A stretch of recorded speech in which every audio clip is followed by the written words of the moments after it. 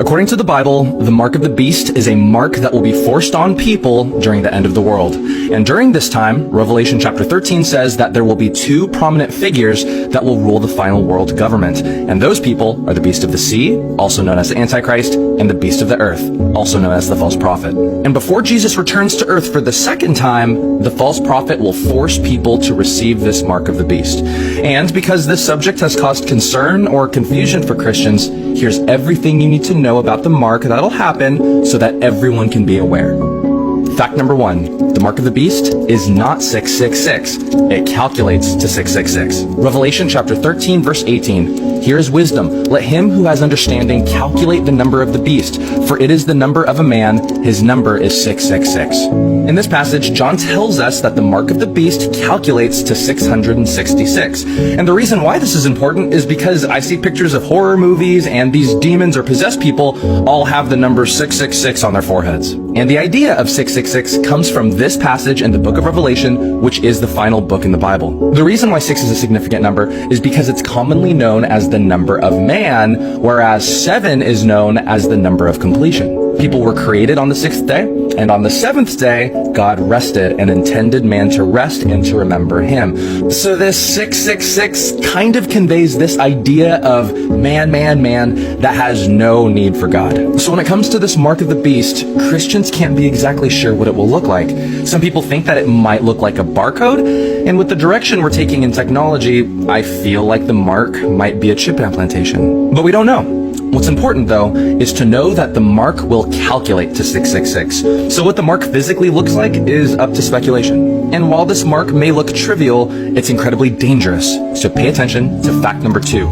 The mark of the beast is an unforgivable sin. Revelation chapter 14, verses 9 to 10. Then a third angel followed them, saying with a loud voice, "If anyone worships the beast and his image and receives his mark on his forehead or on his hand, he himself shall also drink of the wine of the wrath of God, which is poured out full strength into the cup of his indignation. He shall be tormented with fire and brimstone in the presence of the holy angels and in the presence of the Lamb."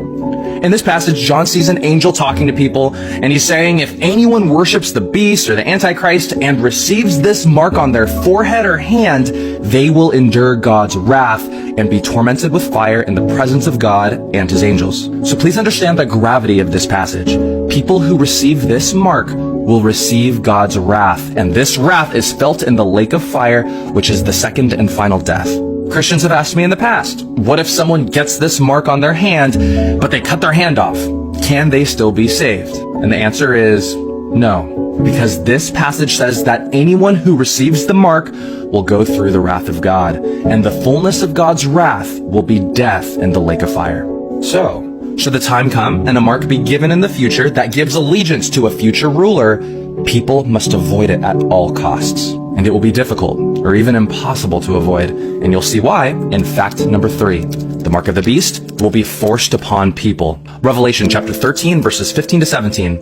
He was granted power to give breath to the image of the beast, that the image of the beast should both speak and cause as many as would not worship the image of the beast to be killed. He causes all, both small and great, rich and poor, free and slave, to receive a mark on their right hand or on their foreheads, and that no one may buy or sell except one who has the mark or the name of the beast or the number of his name. In this passage, John tells us that the beast of the earth, or the false prophet, was given power to give breath or semblance of life to a particular image. To give you some context, the Bible prophesies that there will be an assassination attempt on the Antichrist, and many will believe him to be dead.